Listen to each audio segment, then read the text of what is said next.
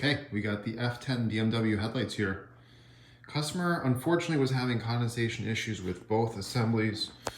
We can see a little bit of spottiness on the chrome here. He told me this light actually ended up failing and he wants to get it fixed before he replaces the module. And ultimately that's what starts happening on these Hella produced lights. We've been working with a lot of these. The seals fail. Guess where the module is, guess where that water builds up. It just flows right into the module, kills the module, and you gotta buy a new module. These lights are expensive, about $2,000 a piece, not including any of the electronics, which makes it a very expensive assembly. So we'll install brand new headlight lenses on it. This isn't a DIY procedure, so if you're here for that, sorry to let you down, but I will go over what we're doing, how we do it, and just a little bit along the process and just show you the before and after. Get rid of this pitting. After the lenses are installed, we advise a customer to get the paint protection film installed, keep the lenses looking new for a long time, and prevent any future lens wear and tear, essentially. So we'll be getting started shortly. Show you how this all works out, but yeah, you don't want to let it get to this point. Once you start seeing these larger water droplets forming, you know you got a big issue. If it's just this kind of misting that's kind of over here, just pretend you don't see these larger water droplets, then it's not so bad if it dissipates. But if you're at this point and you got a little fish tank going on, it's not good, okay? All right, so this light, these kind of lights, we split open with an ultrasonic cutter. Of course, you could use a Dremel. It's going to create a lot more mess and a lot more melting. Very clean cut. And the goal is to slip the lens off. Now, the inner housing is attached to the lens, which is attached essentially into the sealant. So I've made a few cuts in here. I can tell there's one guide that slips into the channel. Put this in the oven and release that guide. That way I can safely kind of pull this thing out.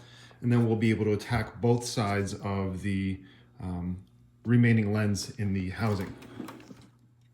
And the other side already got taken care of. You can see where that slipped into right up top there. I released it. You can see it slips into that little point right underneath the lens. That way you're pulling this off forward and you're not scraping these acrylic diffusers.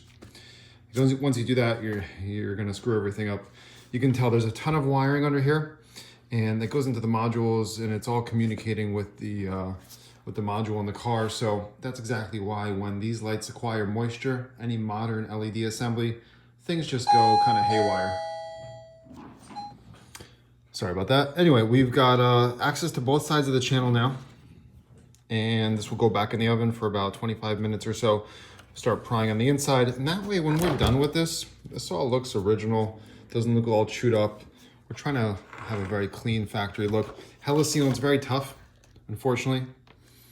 And we don't want to have any mistakes, and we want it to look just as good as new once we're all done. Here's what the Permaseal looks like on these Hella lights. It's really, really strong stuff. You got two options as far as removal. I mean, I'm sure there's many others. Leave a comment below if you got any insider tips, but you got a flathead.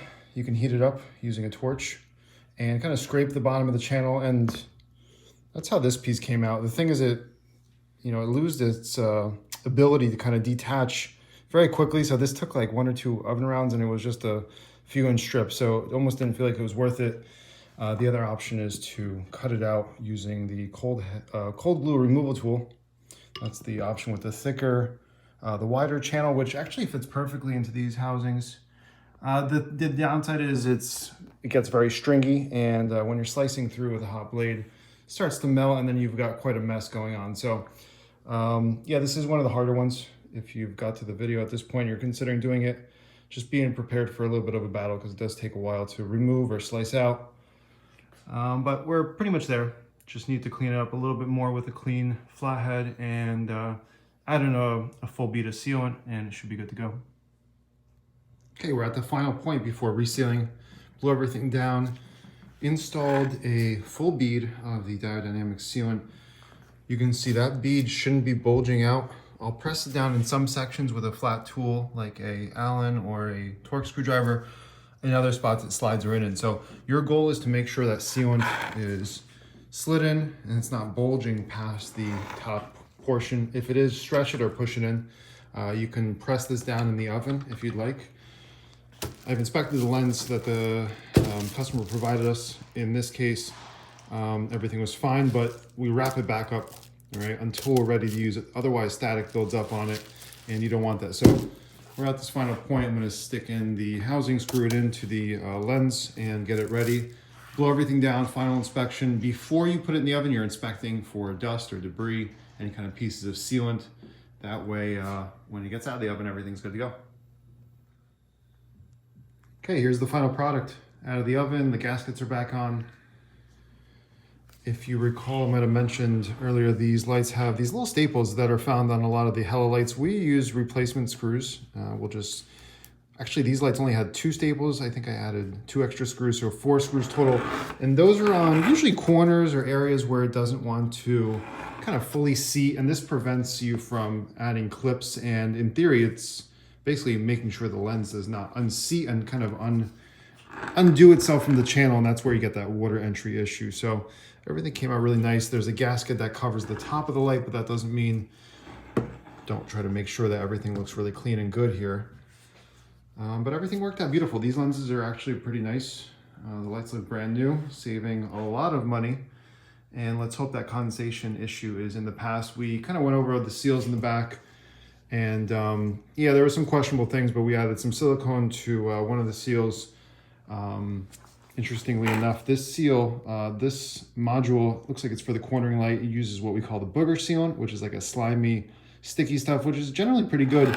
This module over here, I believe that's for the top LED, probably a turn signal. That one used some kind of gasket and it was a little sketchy, so I'm not sure if those gaskets are sold separately, but usually they come with the modules. In any case, just making sure that we don't have any future issues with these, because the F10 is a model that does have some issues. So these are the LCI lights, completely different from the by Xenon versions, but nonetheless, we want to make sure that our work stands up and the customer doesn't have any issues. There are some water droplets on the chrome. You got to be careful. This is what we call fail chrome. Kind of went over a few spots and decided to stop, but got most of the water droplets cleaned off in a certain area. If you guys have any questions, leave a comment below, reach out to us. We'll have this service listing on the website. If you need work done on this vehicle or a different one, happy to help you out. Okay, guys? Subscribe to the channel. Let us know what you need.